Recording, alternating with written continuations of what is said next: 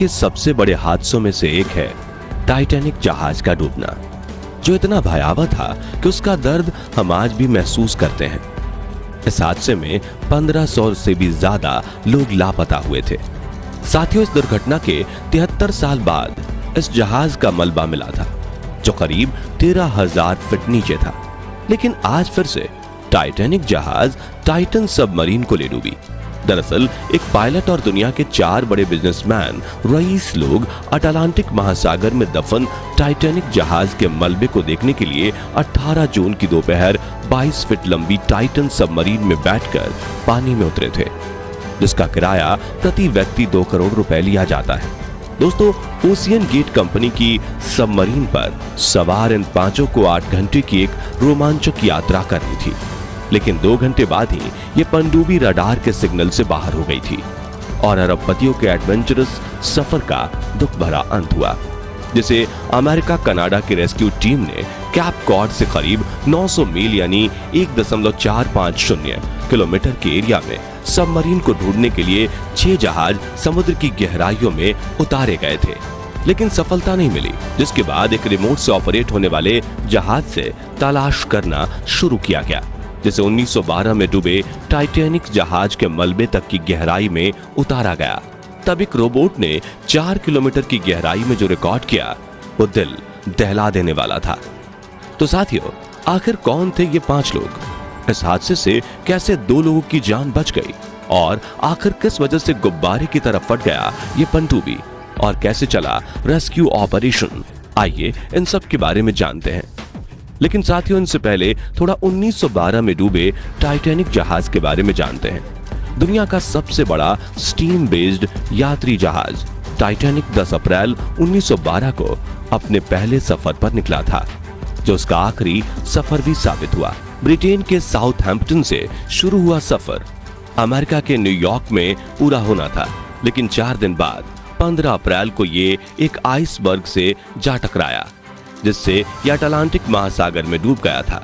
Titanic के डूबने पर करीब 1500 लोगों की मौत हो गई थी। इस दुर्घटना के 73 साल बाद इस जहाज का मलबा मिला, जो समुद्र के करीब 13,000 फीट नीचे है, जिसे देखने के लिए ओशियन गेट कंपनी की टाइटन सबमरीन में सवार होकर पाकिस्तानी मूल के ब्रिटिश अरबपति शहजादा दाऊद, उनके बेटे सुलेमान दाऊद, ब्रिटिश अरबपति Hamish Harding, French explorer Paul Henri और सबमरीन को ऑपरेट करने वाली कंपनी ओशियन गेट के सीईओ स्टॉकटन रश शामिल थे। इन लोगों ने कनाडा के न्यूफाउंडलैंड से 16 जून को अपने सफर की शुरुआत की थी। ये सभी लोग एक जहाज से पहले अटलांटिक महासागर के उस जगह पहुंचे जहां टाइटैनिक जहाज का मलबा मौजूद है। इसके बाद 18 जून सुबह 9 बजे ये सभी यात्री सबमरीन से पानी के अंदर उतरे, लेकिन तभी सुबह के करीब 11:47 ही हुए थे कि पनडुब्बी का कनेक्शन पानी के ऊपर मौजूद शिप से टूट गया। अब टाइम के अकॉर्डिंग पांचों यात्री को शाम 6:10 तक सतह पर वापस लौट जाना था, लेकिन ऐसा ना होने पर ऊपर इसके मोटर शिप में मौजूद क्रू के पसीने छूटने लगे और शाम 6:35 पर रेस्क्यू ऑपरेशंस शुरू किए गए। इस पनडुब्बी में 96 घंटे के लिए ऑक्सीजन था और इसके लापता होने के बाद टाइटन सबमरीन के आसपास के एरिया में इंपल्शन की आवाज और पानी में वाइब्रेशन को सुना गया था। कई दिन का सर्च ऑपरेशन चलाने के बाद भी जब पनडुब्बी का कुछ पता नहीं चल पाया, तो इसमें मौजूद सभी लोगों को मरा हुआ अनाउंस्ड कर दिया गया था। इस सबमरीन में दुनिया के सबसे पावरफुल और रईस लोगों में से 5 लोग मौजूद थे, जिसमें पहला नाम ब्रिटिश बिजनेसमैन हैमिश हार्डिंग। ये पहले भी कई बार समुद्र की गहराइयों में उतर चुके थे और उनके नाम पर कई साहसी कैंपेन भी दर्ज हैं। ये एक्शन ग्रुप के फाउंडर और aircraft brokerage company action aviation के प्रेसिडेंट थे और उन्होंने एक पायलट के रूप में आसमान और एक्सप्लोरर के रूप में समुद्र की गहराइयों में कई बार गोता लगाया था। साथ ही एज अ टूरिस्ट अंतरिक्ष में भी जा चुके थे। उन्होंने 2 बार समुद्र में सबमरीन के जरिए 36,000 फीट की गहराई तक पहुंचकर वहां सबसे ज्यादा समय बिताने के लिए Guinness book of world record में अपना नाम भी दर्ज कराया है। इनके अलावा इस हादसे में मारे जाने वाले पॉल हेनरी 20 साल से भी ज्यादा समय तक फ्रेंच नेवी में सर्विस दे चुके हैं और उन्हें गहरी सबमरीन्स में एक्सपर्टीज हासिल थी। साथ ही उन्होंने 1987 में पहली टाइटैनिक रिकवरी प्रोजेक्ट को ऑपरेट भी किया था। इसके बाद मारे जाने वाले लोगों में पाकिस्तानी बिजनेसमैन शहजादा दाऊद और उनका बेटा सुलेमान शामिल थे। शहजादा पाकिस्तानी कॉन्ग्लोमेरेट इंग्रो कॉरपोरेशन के वाइस चेयरमैन थे। ये non profit organization Dawood foundation के साथ साथ कैलिफोर्निया के रिसर्च ऑर्गेनाइजेशन SETI इंस्टीट्यूट के लिए भी काम करते थे।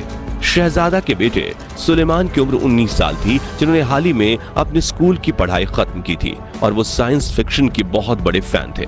सुलेमान इस फादर्स डे के मौके पर अपने पिता के साथ रिश्तों को और भी गहरा करने के लिए उनके साथ इस सफर पर जाना चाहते थे। हालांकि उनकी आंटी का कहना है कि वो जाने से पहले काफी डरे हुए थे। शायद उन्हें एहसास हो गया था कि ये उनका आखिरी सफर है। इस सबमरीन के मालिक यानी कि ओशियन गेट कंपनी के CEO स्टैक्टन रश भी सवा टाइटैनिक का मलबा देखने गए थे। इन्होंने 2009 में इस कंपनी की शुरुआत की थी और ये फाइनेंशियल एंड इंजीनियरिंग स्ट्रेटजीज की देखरेख करते थे। रश सबमरीन के पायलट भी थे और उनका इसकी मैन्युफैक्चरिंग में भी इंपॉर्टेंट रोल रहा था। हालांकि खतरों के खिलाड़ी थे और रूल्स के खिलाफ जाकर ऐसे फैसले लेते थे जो पूरी तरह से रिस्क से भरा हुआ होता था। जैसे कि जहां बाकी की सबमरीन्स मेटल की बनी होती थी, वहीं इस पनडुब्बी को बनाने में उन्होंने कार्बन का इस्तेमाल किया था। लेकिन आपको बच गई है, जो है US इन्वेस्टर जे ब्लूम और उनका इस एडवेंचरस ट्रिप पर जे ब्लूम और उनका बेटा टाइटन सबमरीन में सवार होकर टाइटैनिक जहाज का मलबा देखने अटलांटिक महासागर की गहराई में जाने वाले थे। लेकिन जे ब्लूम ने आखिरी समय में अपना फैसला बदल दिया। इसके बाद पाकिस्तानी अरबपति शहजादे दाऊद ने वो टिकट अपने और अपने बेटे के लिए खरीद लिया था। शायद इनकी मौत उन्हें वहां बुला रही थी। अरबपति इन्वेस्टर जे ब्लूम का कहना है कि जब उन्होंने टाइटन सबमरीन के बारे में पढ़ना शुरू किया तो उनके मन में उसकी सुरक्षा को लेकर कई सारे सवाल आने लगे। इसी के चलते उन्होंने टाइटन सबमरीन में सवार होकर समुद्र की गहराई में ना जाने का फैसला किया और ये फैसला उनकी जिंदगी का सबसे अच्छा फैसला साबित हुआ। इस पनडुब्बी के लापता होने के बाद US ने कनाडा की एक रिसर्च टीम के साथ मिलकर कई सारे रिसर्च किए। काफी खोजबीन के बाद समुद्र तल से 3.8 किलोमीटर की गहराई में एक रोबोट ने जो रिकॉर्ड किया वो दिल दहला देने वाला था। वहां उसे इस पनडुब्बी का मलबा मिला जो टाइटैनिक जहाज से 1600 फीट की दूरी पर मौजूद था। साथ ही सतह पर विस्फोट का निशान भी देखा गया, जिससे साफ हो गया कि यह सबमरीन ब्लास्ट कर गया। लेकिन आखिर इस हादसे के पीछे रीजन क्या है? कंपनी इसके लिए कितनी दोषी है? और क्या खुद स्टैक्टन रश अपने लिए मौत की सवारी बना रहे थे? आइए जानते हैं। दरअसल एक्सपर्ट्स का मानना है कि यह हादसा सबमरीन के प्रेशर चैम्बर में खराबी की वजह से हुआ है। इसके अलावा कुछ एक्सपर्ट्स इस हादसे की वजह गूंद को बता रहे हैं। जी हां, पनडुब्बी के titanium caps carbon fibre holes के सिरे को गोंद के जरिए चिपकाया गया था। ऐसे में माना जा रहा है कि दबाव और टेम्परेचर के बार-बार उतार चढ़ाव होने से वो निकल गए होंगे। इसके अलावा कुछ एक्सपर्ट्स का मानना है कि जिस गहराई में मलबा मिला है वहां पानी का किसी भी चीज पर दबाव करीब 5600 पाउंड पर स्क्वायर इंच हो सकता है। ये वैसा ही है कि आपकी बॉडी के केवल 1 स्क्वायर इंच भाग पर फुली लोडेड ट्रक चढ़ा दिया गया हो। ऐसे में ये सबमरीन इसका दबाव झेल नहीं सकी और हो सकता है कि इस दबाव पर इसके बोल्ट किए गए जॉइंट टूट गए हो। सबमरीन की शेप भी हादसे की वजह हो सकती है, क्योंकि टाइटन एक नॉर्मल कार्बन फाइबर ट्यूब है जिसके एंड पर टाइटेनियम का ढक्कन लगा हुआ है। इसके पिछले हिस्से को भी एक टेल का शेप दिया गया है। लेकिन इतनी ज्यादा गहराई तक जाने वाली बाकी पनडुब्बियों को आप देखेंगे तो पाएंगे कि उनका आकार बेहद बड़ा और गोल है, ताकि प्रेशर पूरी बॉडी पर एक बराबर पड़ता रहे और वो ब्लास्ट ना हो।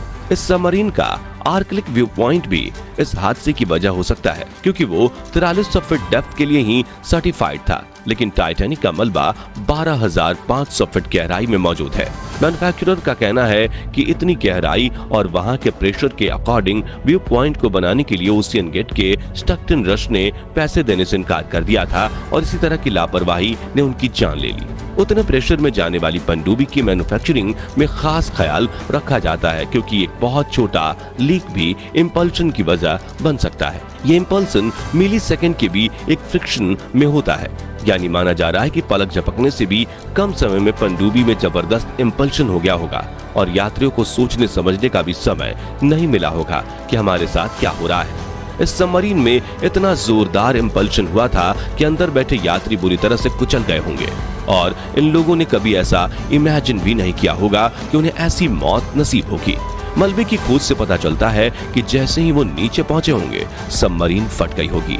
एक्सपर्ट्स का कहना है कि इसका इंपल्सन कुछ वैसा ही हुआ जैसा गुब्बारे में बहुत ज्यादा हवा भरने पर होता है। इंपल्सन की तेज स्पीड को देखकर कहा जा रहा है कि पांचों यात्रियों की डेड बॉडी मिल ही नहीं पाएगी, क्योंकि टाइटैनिक जहाज का मलबा अटलांटिक महासागर में करीब 13,000 फीट की गहराई में मौजूद है, जहां अर्थ की सतह से 380 गुना ज्यादा प्रेशर होता है। ऐसे में उनकी हड्डियों का चूरा बन गया होगा। वो एक्सप्लोजन की जगह से कहां पहुंच चुके होंगे, इसका अंदाजा लगाना भी मुश्किल है।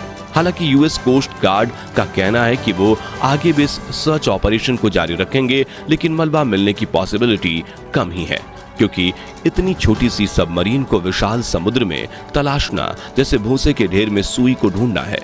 इसलिए पूरा हादसा कैसे हुआ, इसके टाइमलाइन का पता लगाने में रिसर्चर्स को समय लग सकता है।